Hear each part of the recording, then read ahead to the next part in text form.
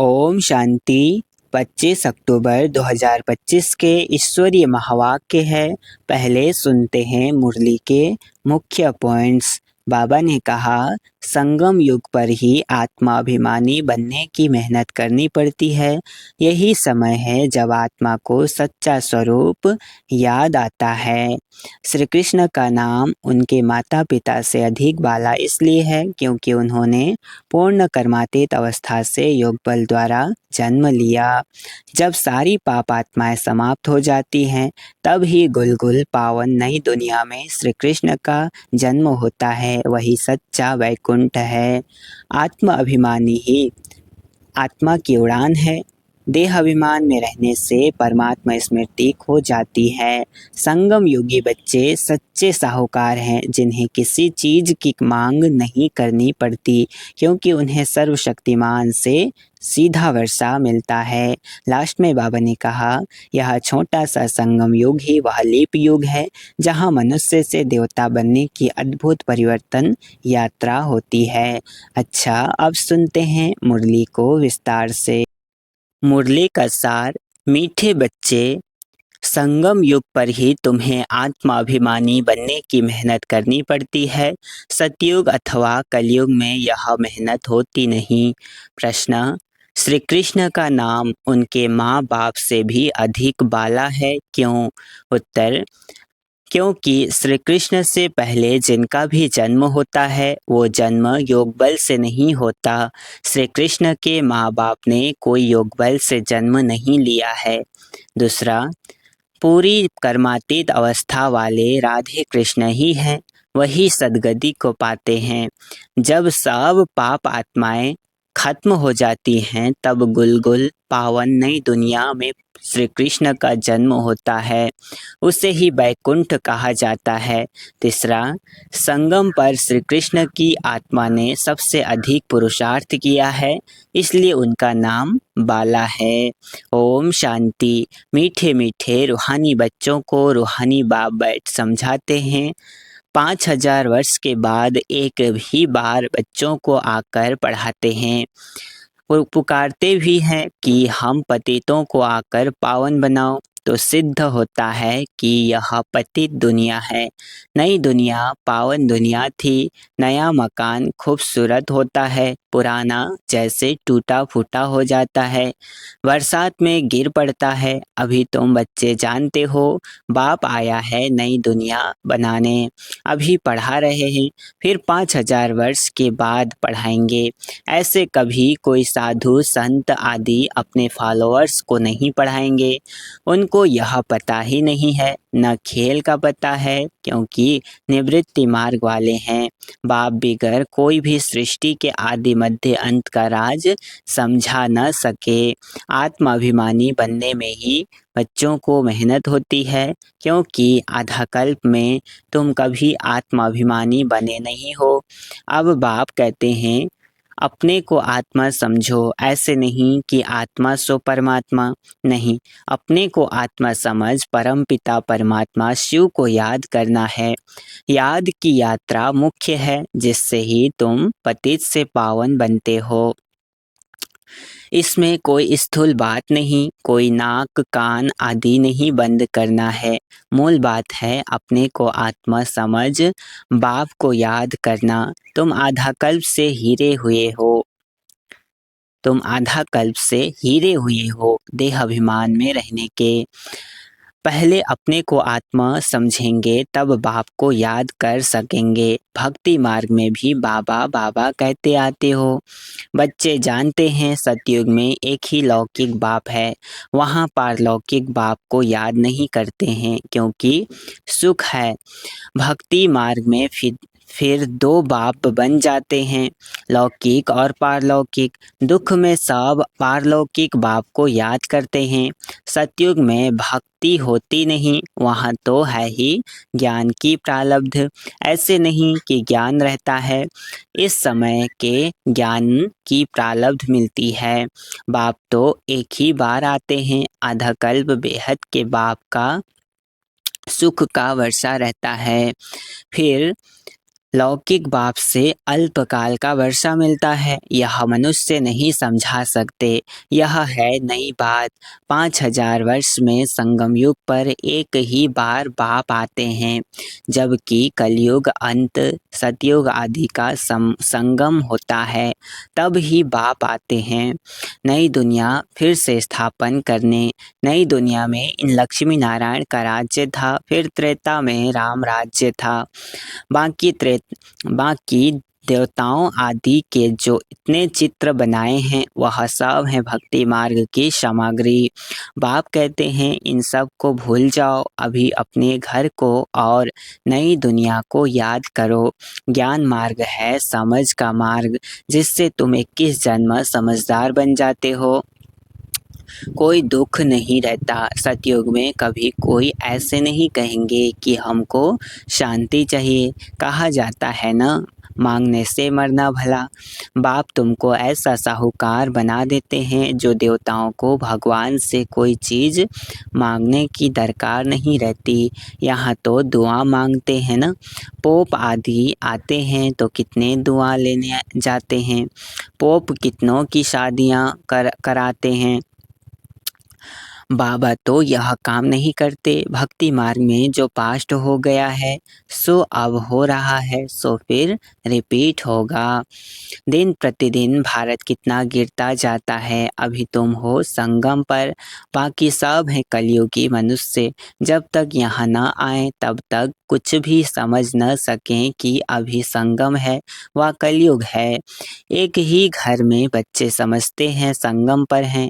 बाप कहेंगे हम कलयुग में हैं तो कितनी तकलीफ हो पड़ती है, खान पान आदि का भी झंझट हो पड़ता है। तुम संगम युगी हो, शुद्ध पवित्र भोजन खाने वाले। देवताएं कभी प्याज आदि थोड़े ही खाते हैं। इन देवताओं को कहा ही जाता है निर्विकारी। भक्ति मार्ग में सब तमो प्रधान बन गए हैं। अब बाप कहते हैं सतो प्रधान बनो। कोई भी ऐसा नहीं है जो समझें कि आत्मा पहले सतो प्रधान थी फिर तमो प्रधान बनी है, क्योंकि वह तो आत्मा को निर्लेप समझते हैं। आत्मा सो परमात्मा है, ऐसे ऐसे कर देते हैं। बाप कहते हैं ज्ञान सागर मैं ही हूँ। जो इस देवी देवता धर्म के होंगे वह सब आकर फिर से अपना वर्षा लेंगे। अभी सैपलिंग लग रही है, तुम समझ जाएंगे। यह इतना उच्च पद पाने लायक नहीं है। घर में जाकर शादियां आदि करते छी छी होते रहते हैं, तो समझाया जाता है ऊंच पद पा नहीं सकते। यह राजाएं स्थापन हो रही है। बाप कहते हैं मैं तुमको राजाओं का राजा बनाता हूँ, तो प्रजा जरूर बनानी पड़े, नहीं तो राज्य कैसे पाएंगे। यह गीता के अक्षर है ना, इनको कहा ही जाता है गीता का युग। तुम राजयोग सीख रहे हो, जानते हो आदि सनातन देवी देवता धर्म का फाउंडेशन लग रहा है। सूर्यवंशी चंद्रवंशी दोनों राजाएं स्थापन हो रही हैं। ब्राह्मण कुल स्थापन हो चुका है। ब्राह्मण ही फिर सूर्यवंशी चंद्रवंशी बनते हैं। जो अच्छी रीति मेहनत करेंगे वह सूर्यवंशी बनेंगे, और धर्म वाले जो आते हैं वह आते ही हैं अपने धर्म की स्थापना करने। पीछे उस धर्म की आत्माएं आती रहती हैं, धर्म की वृद्धि होती जाती है। समझो कोई क्रिश्चियन है तो उन्हों का बीज रूप क्राइस्ट ठहरा। तुम्हारा बीज रूप कौन है? बाप, क्योंकि बाप ही आकर स्वर्ग की स्थापना करते हैं ब्रह्मा द्वारा। ब्रह्मा को ही प्रजापिता कहा जाता है, रचता नहीं कहेंगे। इन द्वारा बच्चे अडॉप्ट किए जाते हैं। ब्रह्मा को भी तो क्रिएट करते हैं ना। बाप आकर प्रवेश कर यहाँ रचते हैं। शिव बाबा कहते हैं तुम मेरे बच्चे हो। ब्रह्मा भी कहते हैं तुम मेरे साकारी बच्चे हो। अभी तुम काले छी बन गए हो, अब फिर ब्राह्मण बने हो। इस संगम पर ही तुम पुरुषोत्तम देवी देवता बनने की मेहनत करते हो। देवताओं को और शूद्रों को कोई मेहनत नहीं करनी पड़ती, तुम ब्राह्मणों को मेहनत करनी पड़ती है देवता बनने के लिए। बाप आते ही हैं संगम पर। यह है बहुत छोटा योग, इसलिए इनको लिप युग कहा जाता है। इनको कोई जानते नहीं, बाप को भी मेहनत लगती है। ऐसे नहीं कि झट से नई दुनिया बन जाती है।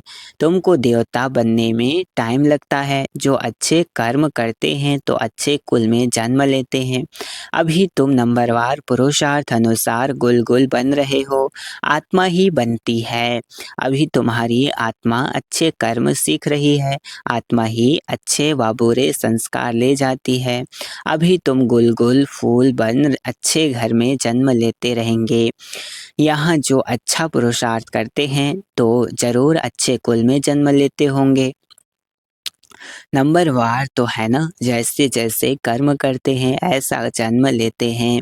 जब बुरे कर्म करने वाले बिल्कुल खत्म हो जाते हैं फिर स्वर्ग स्थापन हो जाता है। छाट छूट होकर, है ना, छाट छूट होकर स्वर्ग स्थापन होती है ना, वहाँ पे यूनिक और प्योर आत्मा जाती हैं। तमो प्रधान जो भी हैं वह खत्म हो जाते हैं। फिर नए देवताओं का आना शुरू होता है। जब भ्रष्टाचारी सब खत्म हो जाते हैं तब श्री कृष्ण का जन्म होता है। तब तक बदली सदली होती रहती है। जब कोई छीछी नहीं रहेगा तब श्री कृष्ण आएगा। तब तक तुम आते जाते रहेंगे। श्री कृष्ण को रिसीव करने वाले माँ बाप भी पहले से चाहिए ना। फिर सब अच्छे अच्छे रहेंगे, बाकी चले जाएंगे, तब ही उसको स्वर्ग कहा जाएगा। तुम श्री कृष्ण को रिसीव करने वाले रहेंगे। भल तुम्हारा छी जन्म होगा, क्योंकि रावण राज्य है ना। शुद्ध जन्म तो हो न सके। गुल पवित्र जन्म श्री कृष्ण का ही पहले पहले होता है। उसके बाद नई दुनिया वैकुंठ कहा जाता है। श्री कृष्ण बिल्कुल गुल नई दुनिया में आएंगे। रावण संप्रदाय बिल्कुल खत्म हो जाएगी। श्री कृष्ण का नाम उनके माँ बाप से भी बहुत बाला है। श्री कृष्ण के माँ बाप का नाम इतना बाला नहीं है। श्री कृष्ण से पहले जिनका जन्म होता है वो योग बल से जन्म नहीं कहेंगे। ऐसे नहीं, श्री कृष्ण के माँ बाप ने योग बल से जन्म लिया है, नहीं। अगर ऐसा होता तो उन्हों का भी नाम बाला होता।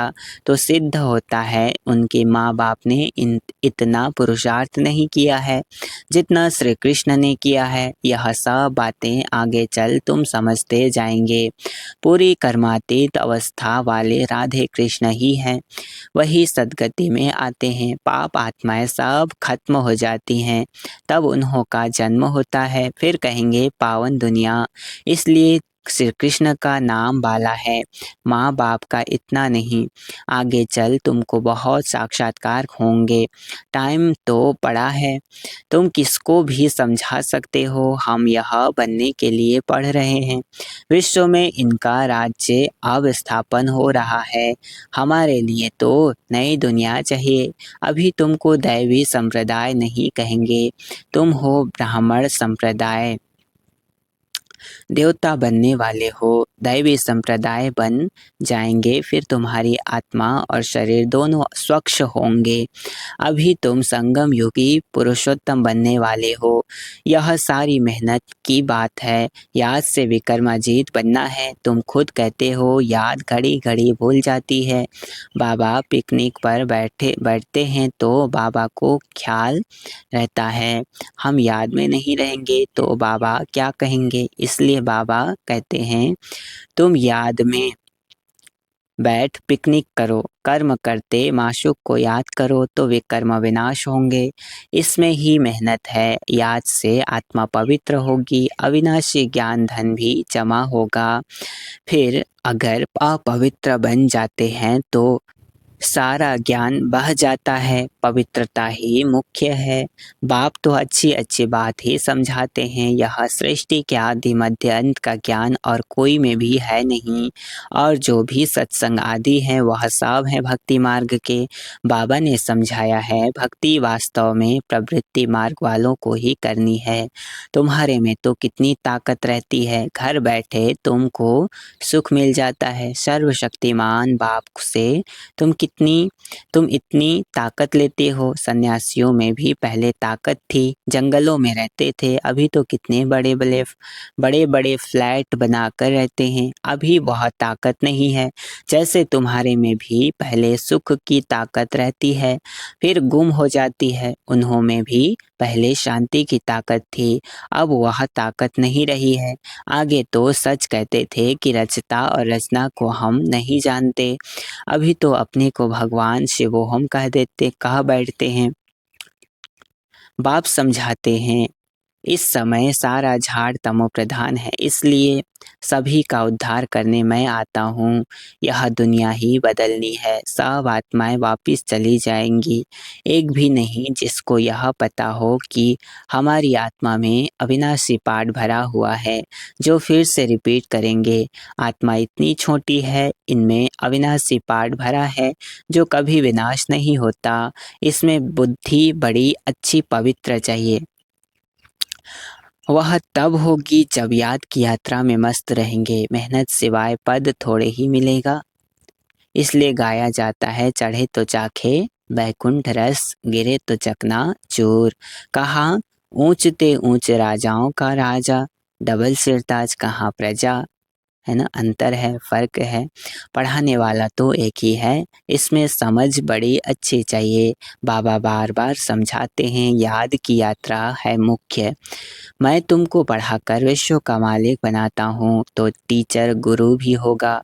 बाप तो है ही टीचरों का टीचर, बापों का बाप। यह तो तुम बच्चे जानते हो, हमारा बाबा बहुत प्यारा है। ऐसे बाप को तो बहुत याद करना है, पढ़ना भी पूरा है। बाप को याद नहीं करेंगे तो पाप नष्ट नहीं होंगे। बाप सभी आत्माओं को साथ ले जाएंगे, बाकी शरीर सब खत्म हो जाएंगे। आत्माएं अपने अपने धर्म के सेक्शन में जाकर निवास करती हैं। अच्छा, मीठे मीठे सिकिलधे बच्चों प्रति माता पिता बाप दादा का याद प्यार और गुड मॉर्निंग। रूहानी बाप के रूहानी बच्चों को नमस्ते। हम रूहानी बच्चों की रूहानी माता पिता बाप दादा को याद प्यार और गुड मॉर्निंग। नमस्ते नमस्ते नमस्ते, शुक्रिया बाबा शुक्रिया। धारणा के लिए मुख्य सार है, पहला पॉइंट, बुद्धि को पवित्र बनाने के लिए याद की यात्रा में मस्त रहना है। कर्म करते भी एक माशूक याद रहे, तब विकर्माजित बनेंगे। दूसरा, इस छोटे से युग में मनुष्य से देवता बनने की मेहनत करनी है। अच्छे कर्मों के अनुसार अच्छे संस्कारों को धारण कर अच्छे कुल में जाना है। वरदान आज का, अपनी रूहानी लाइट्स द्वारा वायुमंडल को परिवर्तन करने की सेवा करने वाले सहज सफलता मूर्त भव। क्या कहा? अपनी रूहानी लाइट्स द्वारा वायुमंडल को परिवर्तन करने की सेवा करने वाले सहज सफलता मूर्त भव। विस्तार, जैसे साकार सृष्टि में जिस रंग की लाइट जलाते हो वही वातावरण हो जाता है। अगर हरी लाइट होती है तो चारों ओर वही प्रकाश छा जाता है। लाल लाइट जलाते हो तो याद का वायुमंडल बन जाता है। जब स्थूल लाइट वायुमंडल को परिवर्तन कर देती है तो आप लाइट हाउस भी पवित्रता की लाइट व सुख की लाइट से वायुमंडल परिवर्तन करने की सेवा करो तो सफलता मूर्त बन जाएंगे। स्थूल लाइट आँखों से देखते हैं, रूहानी लाइट अनुभव से जानेंगे। अच्छा स्लोगन है, व्यर्थ बातों में समय और संकल्प गंवाना यह भी अपवित्रता है। क्या कहा? व्यर्थ बातों में समय और संकल्प गंवाना यह भी अपवित्रता है। अव्यक्त इशारे, स्वयं और सर्व के प्रति मनसा द्वारा योग की शक्तियों का प्रयोग करो। कोई भी खजाना कम खर्च करके अधिक प्राप्ति कर लेना, यही योग का प्रयोग है। मेहनत कम सफलता ज़्यादा, इस विधि से प्रयोग करो। जैसे समय व संकल्प श्रेष्ठ खजाने हैं, तो संकल्प कम से कम खर्च हो लेकिन प्राप्ति ज़्यादा हो। जो साधारण व्यक्ति 2-4 मिनट संकल्प चलाने के बाद, सोचने के बाद सफलता या प्राप्ति कर सकता है, वह आप 1-2 सेकंड में कर सकते हो। 1-2 सेकंड में, है ना। इसको कहते हैं कम खर्चा बाला नशीन। खर्च कम करो लेकिन प्राप्ति 100 गुना हो। इससे समय की व संकल्प की जो बचत होगी वह औरों की सेवा में लगा सकेंगे, दान पुण्य कर सकेंगे। यही योग का प्रयोग है। अच्छा, ओम शांति।